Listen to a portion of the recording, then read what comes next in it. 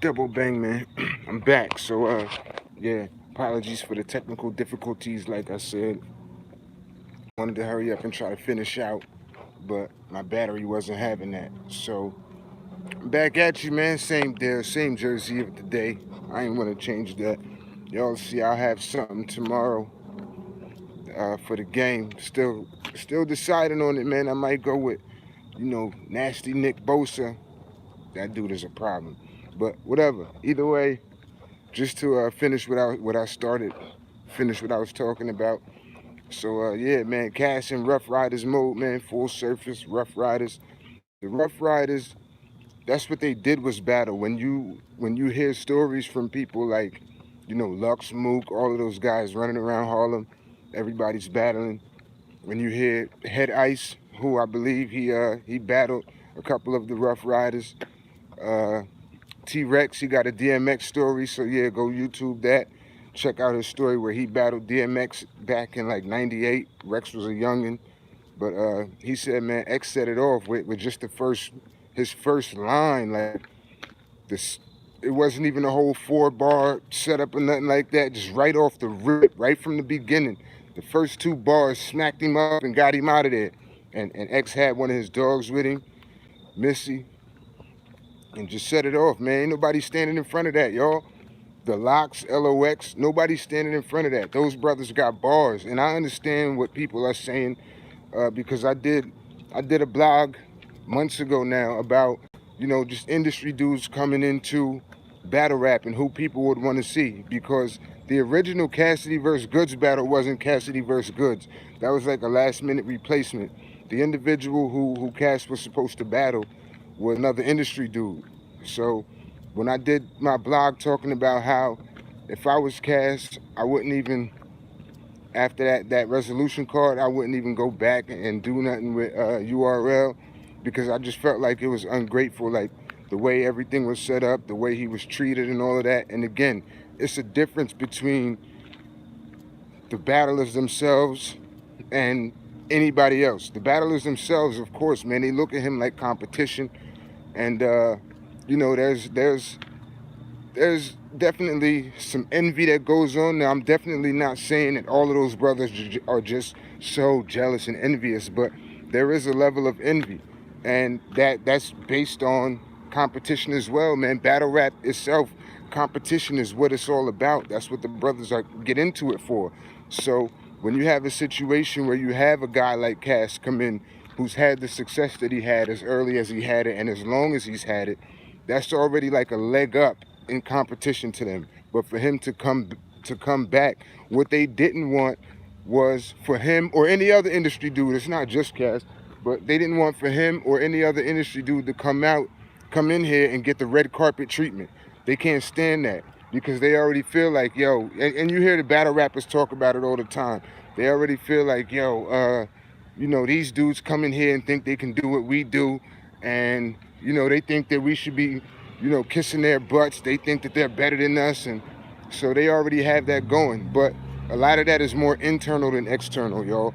It has to do with the fact that all of these battle rappers have tried, are trying, and will continue to try to gain success within the industry, within the framework of the industry, the same industry that they're trashing. They've tried to do that. They've all made their attempts. They rapped for those same executives, y'all. They rapped for those same labels, the same executives, the same producers. They've all done that. They've done that, and they didn't succeed at it. So here you have people who have had industry success, so that's already kind of a leg up. So I understand that, the competitive nature. Like, I played ball, y'all know that. And by my junior year in college, I didn't love it anymore. Like, I actually hated it. And as a freshman, I got a couple looks, because I became a starter midway through the season. But sophomore year was my breakout year. They switched my positions. I played offense and defense my freshman year, but I was a running back. They moved me from running back to slot because we ran a whole new offensive scheme, had a whole new offensive coordinator and all of that. So they moved me to slot. So I played slot and kick returner, and I was great at it. For most of my sophomore season, I led college football with kick return yardage and 99-yard kickoff return, records that stand and will stand, because the MAC conference is no more, and a few of the schools in my conference dropped their football programs and everything. So those are records that are going to stay. But anyways, so I was getting looks, man. The Philadelphia Eagles, they always like to recruit and scout talent from within the city. My freshman year at LaSalle, Brian Westbrook, who went to Villanova, he was a senior my freshman year. And, I met him at a dinner that the city had and everything. And, it was just dope. But they like to recruit from within the city. So a lot of them were watching. They used to sit in the stands with my parents and talk to them. They could never talk to me because that's a violation.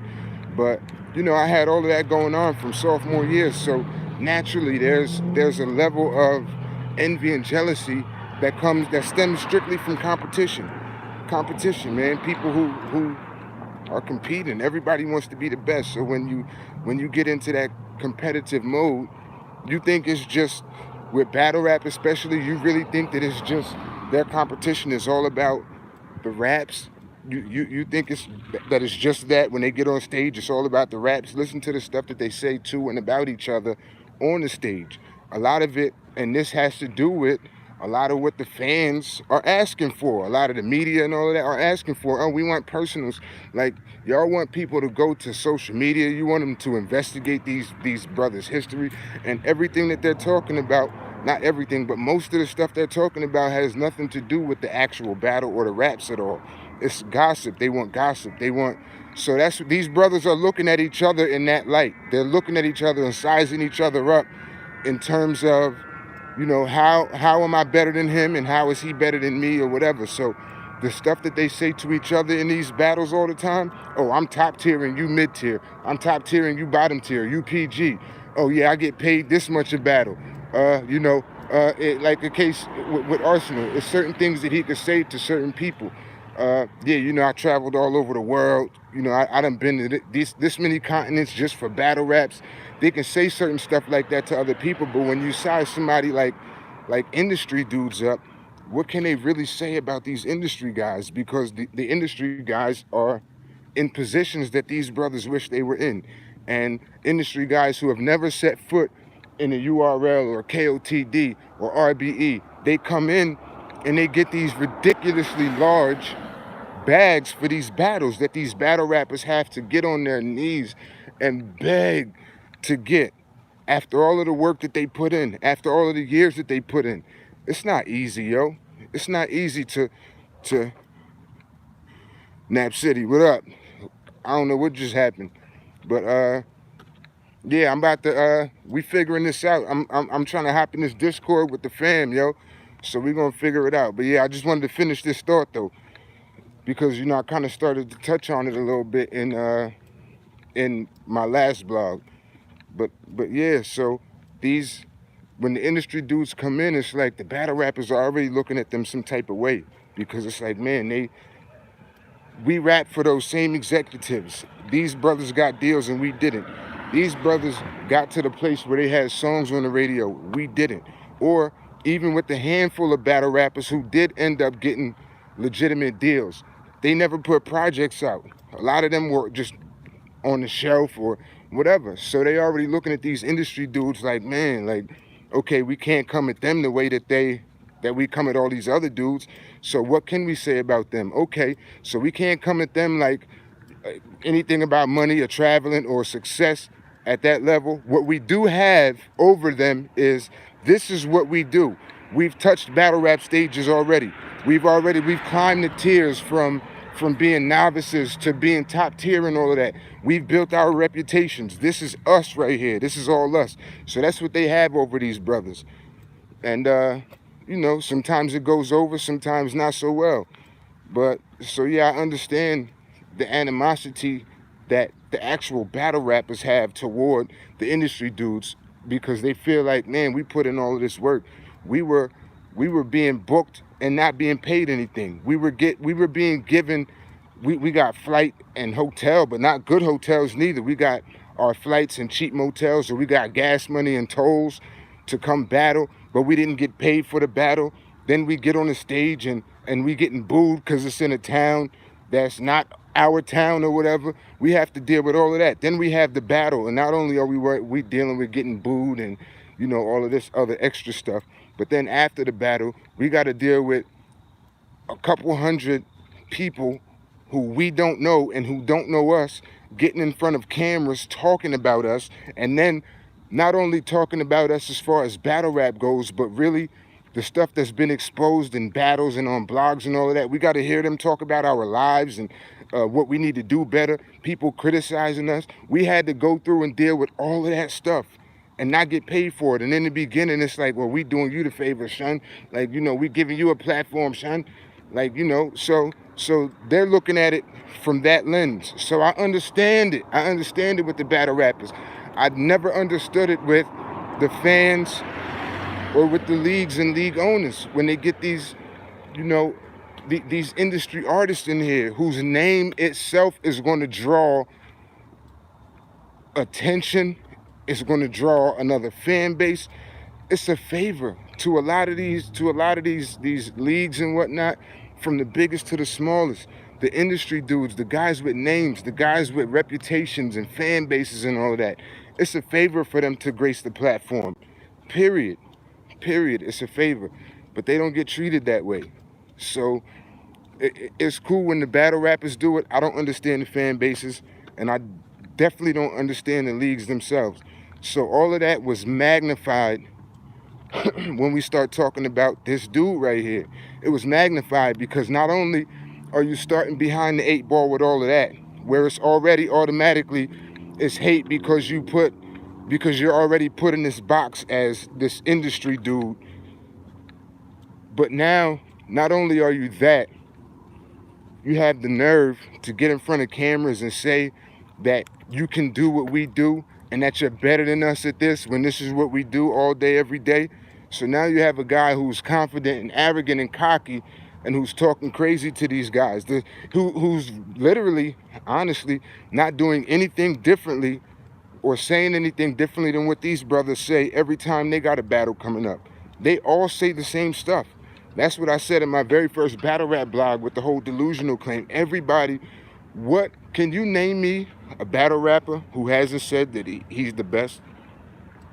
Can you find one who hasn't said that he's the best at whatever? Even if it's, I'm the best at this element, or I'm the best with punches, yo, I'm the best with flow, yo, I got the best schemes, or yo, I'm the illest PG, or yo, I'm the best one from this region, or I'm the best one from this class, or I'm the best in battle rap. They've all been fighting for this crown. You dig what I'm saying? So they've all said the same things, which is why when I hear individuals, when I ask them, well, look, like real talk, self-evaluation time. Why do you hate this dude that much? Like enough to where it goes past just a feeling of, man, I don't like this dude. It goes past that when you actively seek and try and use whatever voice or platform you have to promote negativity or a negative image toward this individual. That it goes past, yeah, man, that's just not my style. You know what I'm saying? I don't really rock with him. Like, it goes past that when you are actively, sometimes outright lying, which is what got me into even blogging about anything related to battle rap, because it was just like, man, what am I missing? Nobody says you have to like the dude. I don't care if you like him. I don't care if you think he's dope or anything. The thing that got me started with even talking about battle rap on my channel was, where is all of this whole delusional stuff coming from? You hear one person say it, then it's starting to catch like wildfire. Oh, he's delusional because he says he's the best rapper. He's deluded because he said that he was here before the leagues were. Oh, he's delusional because he still thinks that he's a dope MC. He still thinks that he can rap with such and such. So that means he's delusional. So my whole thing is, nah, bro. You don't have to like him. You don't have to support him. You can openly say, nah, I don't like him. I don't want to watch him. I think that he's not ready for this style of battle rap or whatever. You can say all of that. But when it gets to the point where you're lying and taking things away from him, saying that he's not something that he definitely is, or saying that he is something that he's not, that's when it goes to the point where it's like, yo, nah, bro, that's not just regular dislike. That's not regular dislike. Say what you want about whoever. Like Loaded Lux, for instance. There's people who can't stand Lux for whatever reason. You can say whatever you want to say about Lux. Yeah, well, he had debatable battles against such and such. But in certain ways, Lux changed battle rap. Like, he changed the whole landscape of it. That's Summer Madness too, bro. Battle rap has not been the same since then. That's the mark of greatness. That's the mark of a legend, is that when everything before you is obsolete and everything after you bears your mark. So after that Summer Madness 2, bro, battle rap bears Loaded Lux's mark. So that would be like somebody saying, yeah, well, nah, his battle versus Calico, I mean, it was cool, but he rapped over time. He rapped a lot longer, and then you go into all of that and why you don't like him. But then that's fine, because that's all opinion. It gets bad and it looks bad for you when it starts looking like hate, when you feel like you have to try to take something away from that brother, when you have to say, yeah, well, nah, man, that Lux versus Calico battle didn't really change anything. It didn't have any type of lasting effect on battle rap. It didn't have any type of impact. When you try to say it didn't have impact, that's when it's like, yeah, well, now you're leaving the opinion territory and you're venturing into facts and things that we can prove. You can't prove, or I can't prove, nobody can prove that this rapper's better than this one, because we all have our own set of criteria, our own different experiences, and that's based on opinion. And I always use this illustration. You got peanut butter and jelly sandwich on the left, you got ham sandwich on the right. Which one is better? Which one is the greater sandwich? There is no greater sandwich, because you can ask 100 people, and 100 people are not going to say that this one sandwich is the best. And even if they do, there's going to be other people who disagree with that, which is why we see what we see in battle rap, and which is why the URL and these other leagues don't have judges and judged battles, because it's so subjective, man. It's so subjective, and there's no set criteria. At the moment, at least, there's no set criteria for judging battles or judging battle rappers. They leave it up in the air on purpose, because if these battles were judged and you have, okay, this dude is definitely declared the winner, blah, blah, blah. Even if you do that, there's going to be people who disagree, But yeah, but once you start getting into the territory where you're talking about things like impact, that's not subjective. That's not based on, one person's opinion versus somebody else's. Loaded Lux versus Calico was a very impactful battle for a lot of reasons. It had a huge impact. So when we're talking things like that, that's when you are not at liberty, and I am not at liberty, to change history. And that's what we saw happening prior to the resolution, which is why I stepped up. So I stepped up because I just felt like, yeah, people ain't being honest, bro. And by stepping up and saying that, of course, now I'm put into this box, and now I'm labeled as, oh, well, you guys are just biased, and you guys are just your stands, and you guys are just groupies. And well, no, that's not how that works. You're free to your own opinions. You're not free to your own facts, though. You say that this dude is delusional and that his freeway battle meant nothing, had no impact, did nothing. That's something that we can measure. That's something that we can figure out whether it's true or not. Now, saying that he's the best, that's subjective. I can say he's the best, you can say he's not, and it just is what it is. But talking about impact and things like the things that they were saying were just not true. So I had to try to unpack that. And when I came in the game, I'm trying to figure out, well, why? What would be the motive for these people? Again, I understand with the rappers themselves, but what would be the motive for the fans? What would be the motive for the media? And you already know, man, I already broke that down. The motive is, this is the lane where people could eat when they couldn't eat nowhere else. You had bloggers who started blogging about technology and all of that. And then, bloggers who want to change, and now they want to blog about fashion or whatever it is, and weren't gaining any traction. So it was like hit or miss. So they got into battle rap, and brothers started making names for themselves, so they stuck around. And that's what happens, and that's what we get when it's all about the views, when it's all about the subscribers. That's what we get, man. And so I vowed to never be that way. I don't want to do business that way. I don't want to represent myself that way. I want to represent myself honestly and, without faltering or wavering from my personal standards or my principles. That's primary. Even no matter what I'm talking about, when I'm talking my Niners, when I'm talking football, battle rap, politics, religion, it's all based and centered around my standards and my principles. So even when I'm using certain things or people or events as examples, that's what it's about. Which is why I bring it up so often, how I was raised and where I'm getting this from and why I'm saying what I'm saying and why I feel the way I feel. But yeah, so just to end it and to get into what the title is about, and I apologize for that because I've been talking for like 20 minutes and ain't even really I ain't even really scratched the surface with what I was talking about. But I mentioned in my joint from earlier, the Cassidy, the full surface Rough Rider cast. When we get that one, man, when he decides, because that's what it's going to take, he's going to have to make a conscious decision to do that, because it's not like he can't do it. There have been some people who've said that, well, nah, well, that's over. He can't do it. He can't adapt. He can't such and such. Then there are some people who felt like, you know, is he doesn't want to get back in that bag, like, so he kind of lost it because of how he evolved, like as a rapper, like how he's grown and everything. He can't get back in that bag. He can't go backwards. He doesn't have the ability. I feel differently. I feel like if you listen to what the dude has been saying and talking about all along, he really doesn't like or didn't like what battle rap has become. He doesn't like what it has become because that wasn't what he fell in love with. He's a dude, he loves hip hop, man. He loves bars. That's always been primary to him. So seeing what battle rap has become, he felt like it needed to be changed. And he felt like, or not felt, he genuinely feels this in his heart, y'all, that he's the only one that can change it. He feels like he's the only one that can change it. Now, does that mean he thinks he's the only one with the ability to change it? No, not at all. If that were the case, he wouldn't be calling people out and trying to get people to,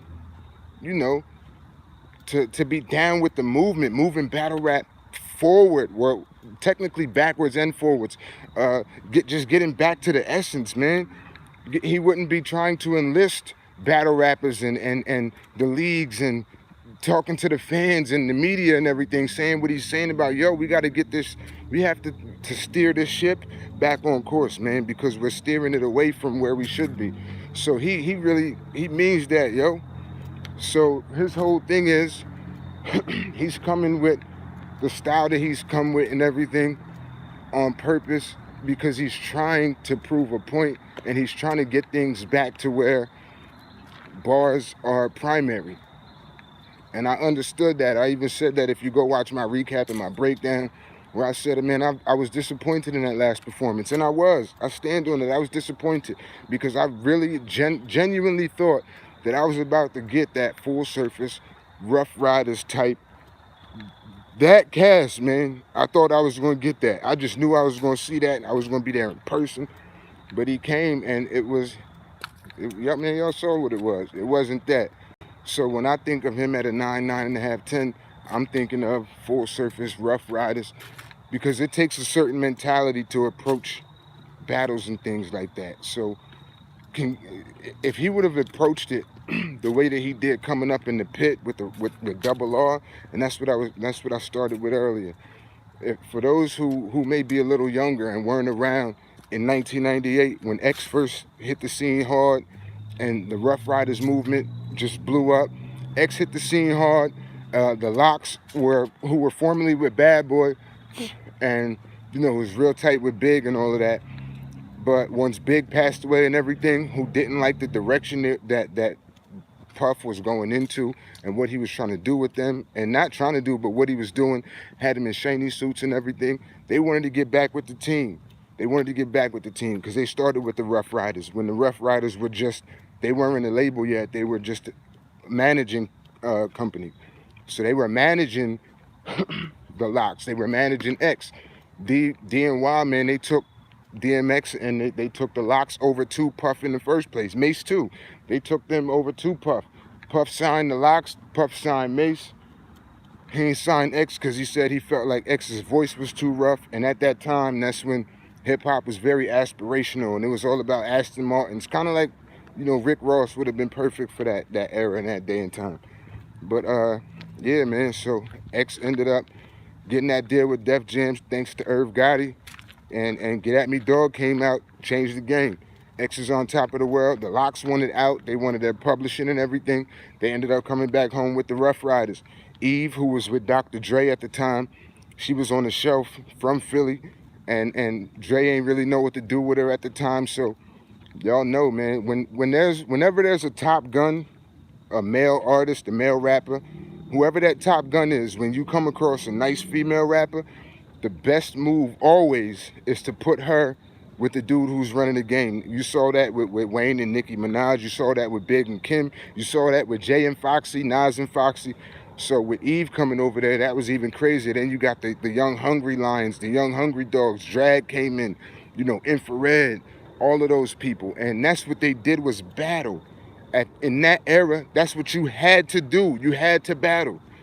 That's how you got your name up. That's how people knew who you were. If you couldn't battle, record labels and executives, for the most part, they weren't giving you a shot. You know how many demo tapes and CDs these brothers used as coasters and all of that? Nah, when you ran up to an executive, you ain't run up and just hand him no tape and then walk away, or mail your tape and then walk away. You had to spit for him right there. And if it's anybody that's on the label, on the team there, you getting bars shot right back at you. So that's what the Rough Riders did. That's what the Rough Riders did, man. And Cass came up under that. At the time, like I said, the crew was first put together. So you got X, the Locks, Drag, Eve. You got all of those people. So they battling everybody. So when this other labels there, Cash Money, Rough Riders Tour, Rough Riders Rockefeller, all of that, you in the pit. Whenever they go to a city, whatever artist was popping there, they came out backstage in the hotels and all of that. You had to battle. You had to come up doing that. So it got to the point where for you to get to X, you had to go through the Young Alliance. So that first they put Drag on you, or they put Eve on you. Then, if you was nice enough or had that type of name or reputation, then you get one of the Locks. And if you could get past them, then you get the Dog. The Dog built his reputation killing. So that's how it was. Then this young, skinny kid from Philly, man, came in there. A couple partners, a young crew by the name of Larceny Family. Shiz Lansky, and Cass, man. And that changed everything. That was the point right there. When Cass got down with them, it was over. It was over. Kiss, Luch, P, Eve, Drag, none of them ain't never have to battle anymore. X, they weren't getting past this guy. That's how he got his name up. So everywhere they went, that's who you think they was putting on him. It was Cass. So if he gets back to that mode, that's what I want to see, man, with his growth now, and his skill level and what he's been doing, playing with different styles and all of that. That's all dope, man. I love lyricism. I love the fact that he still loves it enough to put that type of time and effort into it. When you hear about guys like a Tiger Woods, and Tiger Woods at the height of his fame and at the height of his career and at the height of his success, you would think this dude is winning all types of World Cups and all of that. He's running through everything. He's winning every event. You would think that it's like, okay, I've arrived, I'm here. And he would just rest on his laurels, knowing that he's the greatest in the world. But no, even when he was at the top, even when he was very clearly the best golfer in the universe, by far and away, he's killing everything, winning every event. Even when he was doing that, he was still going out and practicing, learning different strokes and still trying to shave, strokes off of his score and all of that. That's the level of genius, man. That's the level of the craft and the love for it. So I love the fact that he's still, doing different styles and evolving and all of that. But I want to see that killer, man. I want to see that killer. What's good, my bro? Yeah, so again, so the individual yesterday was the dude, boss man J4. So he said to me, yeah, first he said, yeah, you want Cass to sack. Nah, bro, I'm not letting y'all get off with lies. Like, Simple as that. Your opinion is your opinion. You can have that. I won't even argue you with that. You can say that he's whack. You can say that he's this and that. Okay, well, since you can say that he's whack, I can give my opinion too. And we can trade opinions. I don't mind that. I'm not going to be mad at you for it. I'm not going to tell you to stop saying it. Stop saying that. Why are you saying that? Oh, well, you just this and you just that. Well, stop it. Nah, bro, you free to have your opinion. You free to your own opinion. You ain't free to your own facts, B. You aren't. So while you hating, while you don't like him, or while he's trash and you don't want to see him here, that's fine. But you can't lie on him and say, oh yeah, the Cassidy freeway, because I heard that too during that whole resolution promo, and even with this one, I heard that too. The Cassidy freeway battle wasn't about nothing. It didn't really have no impact. Man, shut up, yo. Everywhere, everybody knew about that. That was the shot heard around the world, B. That was a shot heard around the world. Everybody heard about it before they actually heard it. Then when they actually heard it for the first few times, it was popping up on people's mixtapes and you know, that type of deal. But then so the audio was all that came out first, but then the video came out. But come on, man, that was ill, yo. That was ill. As a matter of fact, at that time in battle rap, or with battle rap, when people were battle rapping, a lot of times they would have beats. So when you would hear people spitting on the block or on the corner, even when they were battling, they had a boombox out there or a beatboxer or something. You dig what I'm saying? So it would beat to beats. It was the Cassidy free battle, man. Was you heard what Swiss was saying? Nah, man, straight raw. So yeah, it definitely had an impact on this. And that wasn't his only battle, man. He was known for killing. He got that reputation. Why, if he wasn't who people say he was, and who we all really, those who were around know he was, man, they know it, they just don't want to admit it. But if he wasn't that, why in the world would all of these people at that time, with Smack DVDs and everything, when Smack started playing the street level battles and all of that, why in the world would all of these people be constantly bringing this dude up and calling him out? For what? If he's a nobody and it didn't mean anything, and now, well, he don't have no battles, it wasn't nothing on Cam. It was just the freeway. So just the freeway battle? Nah, man, stop. Stop, yo. Stop. But it's the same deal. So the people who accuse me of, oh yeah, well, you just on his sack and this and that because you're co-signing and you trying to protect him or whatever the stuff that they were saying. But I have done the same with Serious Jones. I've done the same. I can't even count how many. When people try to lie and take things away from people, man, I say something about it. I felt the same about Serious Jones, and I can go down the list. But again, because y'all don't watch my blogs unless it's about Cassidy, doesn't mean I only blog about him. And it doesn't mean I only care about him. And it doesn't mean that all of this stuff that I say only applies to him. Nah, bro, this is for everybody. If Cass don't never battle again, I'm still in here on some, yo, bars. Bars is primary, because that's what I'm here for. So yeah, just to all of the haters, like, and when I say haters, I'm not talking about people who don't think that he's a good rapper or don't want to see him again. When I talk about haters, I'm talking about individuals who are intent and focused on taking stuff away from him, trying to, diminish his legacy and things like that. That's what I mean by haters. When you actively seek to negatively affect an individual or the perception of an individual, that's haterism. That's textbook haterism, straight up and down like 6 o'clock, yo.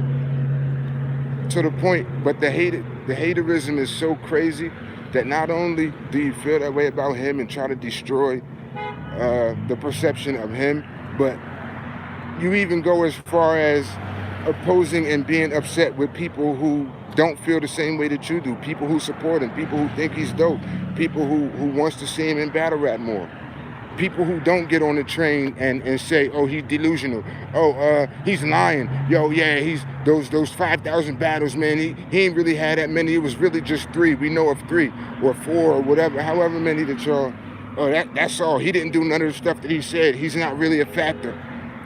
Well, I mean, that's what I'm saying. That's haterism, yo. Y'all know he's a factor, which is why y'all talk about him so much. Y'all talk about him more than your favorites. But you have this terrible misconception that because when you speak about him, you're doing so negatively that it's not being on his D word, which, no, that's not true. Again, because it's the same level of energy. Y'all giving the same level of energy as the people who support him. But the people who support him, like, at least have an excuse because we support him. So you don't support him, you actually dislike him and you hate him. So why is he getting so much of your energy and your effort? It's that deep. Like, it's that deep that you just, everybody in the world has to feel the same way that you feel about him, and you won't rest on your laurels until they do. Until everybody says that he's trash and that we don't want him in battle rap, you ain't satisfied. And anybody who's against that, anybody who's saying that he's dope or supporting him, yo, they stands, they haters, we don't want them in battle rap, get them out of here. Get them out of here. But nah, yo, whatever. So, yeah, I'm gonna run down the list, man, because it's a whole list of people that y'all did wrong. Y'all did Joe Budden wrong. Y'all did him wrong, B. And I spoke out against that the same exact way. Budden is another one, man. He's dope. Like, lyrically, he's dope. But, yeah, so, just to finish off, man, yeah, Cass, bro, get back in that pit, man. Get back in that pit. Get back in that kennel. The kennel, like, mentally, where it's on some kill something. Kill something. And that's why I asked you, you know, before the battle, like, yo, so what's the approach? It's gonna be it's gonna be like a beautiful death, because you said he's dead, straight up and down. Yo, this man is dead. No ifs, ands, or buts about it. There will be no question. Even the haters won't be able to deny it. You said he's dead, so I asked, all right, is it gonna be like a beautiful death on some, you know, like, you know, I'm a boxing guy, so is it gonna be, you can get in there and you can really just break down the sweet science with this dude, and you can just show all the different elements of boxing. You can show that you have defense, your slip game is mean, you can show that you can parry the shots, you know, you can show your footwork, and that's all dope, and you can take that to 11, 12 rounds or whatever, 10 rounds, championship fight 12, and you can take it the distance by just straight up outboxing this dude for the entire night, like Floyd later on in his career. Or is it going to be you out for blood from the beginning? And forget all of that. Yeah, technically, I'm very technically sound. I do have the footwork. I can parry. My slip game is mean. My ducks off the hook. Everything. My angles. Just play my intellect in that ring, because boxing is more mental than physical anyways. But is it going to be that where you're just showing your whole repertoire, or is it going to be you go out there and you want to kill something? No ifs, ands, and buts. Yeah, I'm very technically sound, and I can do all of those things, which y'all have seen me do. But this one right here, nah, this one, he just dead. I'm going in there, I'm knocking his head off his shoulders. That's what I'm talking about. And, you know, just in that Rough Rider mode, man, that kennel mode, going in there to bite something. No ifs, ands, and buts. You going in there to bite a head off. Yeah, all of the other stuff is definitely cool, but nah, this dude gotta go. He gotta go. So yeah, a few days ago, I was talking to Retro Rob, and you can go check out his video with me and him talking about it, where he was saying, you know, what battle rapper do you think would bring that out of Cassidy? So he said he felt like Lux would, and I disagreed with that. I don't think so, because of Lux's style and everything. You already know Lux is going to get in there with the preaching and with the complex rhymes and all of that. So I feel like Cass will go in there. You have a dude who's technically sound like Lux, where he has the defense, you know, he can parry the shots, and he has the footwork, and he's going to try to show that range for 3 rounds. So I think Cass will show, especially because Lux is perceived that way too, as being very technically sound. I think that Cass will go in there and prove that, okay, he's the top gun as far as y'all are concerned. He's the very best at being a technical fighter. So I'm going to go in here and show that even your very best technical fighter is not as technical as I am. So that's how I think that would play out. But I think Sue Surf, that would get ugly. just because of who Surf is and how Surf is. Y'all saw, man, y'all saw everything. Anytime you type in Sue Surf and Cassidy and you look at Sue Surf talking about him, it's always negative and it's always on some super duper hate and stuff, to the point where there was a blog that was deleted. It was deleted even, where during the promo run for the resolution, Sue Surf is on there talking about how he's going to turn people against Cassidy. Was that the joint where he was with Chris Brown? It was something, but Surf was in there talking about, yeah, I'm going to turn people against him. I'm going to make people hate him and things like that for no reason. Goods ain't his man. Goods don't even like him. Like, Goods hate Surf. Goods was talking, trying to chump Surf and all that, told him to go run it back. Goods be talking down to him. As big of a name as Sue Surf is in battle rap and as wide as his stock is, Goods be saying, nah, man, I'll battle Surf if I want to, but I don't want to battle him because for what? It means nothing. So Goods downplays him. So it wasn't on some Goods is his man. So the question is, why? What would make a Tsunami Surf want to do something like that with this individual here? He's in the industry. Joe Budden was in the industry, but Budden was his man. So where was that turn people against him? There's something about him, but when you hear Surf speak about him, it's not just no regular type stuff. He's really condescending. His whole thing is he tries to humiliate him. So, and Surf is a slick talker too. Before Cass stepped up, before Cass came into this game, what did I tell y'all? I've never seen nothing like it as far as promo when Cass came in. I've never seen nothing like it. The closest thing I've seen was Sue Surf, because he has a way, he plays the villain, and he has a way of getting under brother's skin.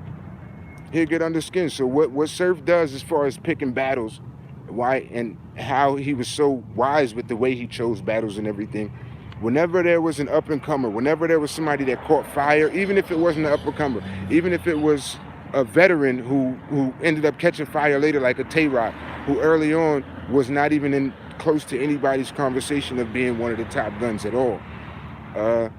But he came on late, man, and Rock caught fire, like caught straight up fire. And he became not just a fan favorite, but an overall favorite. And once that happened, that's when Surf started saying Rock's name. When you go look at the Hitman battle and things like that. So that's where Surf catches you. Surf catches these brothers on their incline.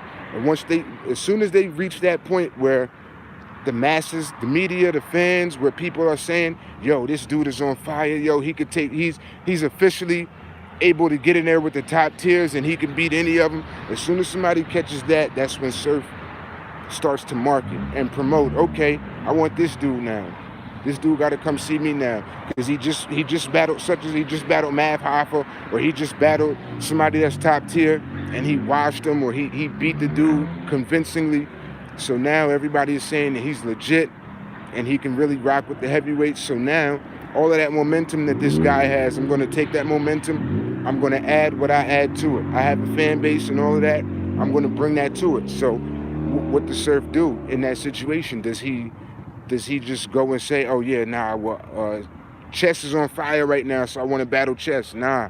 What he'll do is he'll insult him publicly, whether it's a Twitter joint, whether it's on Instagram, whether it's a 15 Minutes of Fame interview when people are asking him, oh yeah, so, Chess is on fire right now. What do you think? And that's when he'll say, man, Chess is, I'll kill Chess. And then he'll say something crazy about him, and Chess is going to hear it, or his people. And once that happens, Chess responds. And when Chess responds, that's when the back and forth starts. And then Surf says things specifically to get under this dude's skin. So he'll do the same with Cass. And that's when it's going to turn. I think that's what would turn the situation from, all right, I'm going to go in there and technically I'm going to hit him with all elements and all levels of this. It's going to go from that to, nah, I just want blood. That's all. Nah, this dude got to die. But, yeah, man, anyways, Double Bang Gold Gang, I'm going to try to get into this Discord, man. I got bros helping me out because I'm not technologically sound at all. So I'm going to try to hop into this Discord. I got a little bit of time. I don't have to be at work at the butt crack of dawn. I'm going to the game tomorrow. I'm off, so I get to sleep in a little later. I don't have to wake up till about 6:30, 7 o'clock, which is like that's like y'all being able to sleep until noon. But, so yeah, I'm going to try to hop in this Discord real quick. Double bang gold gang, man. I'll get at y'all later.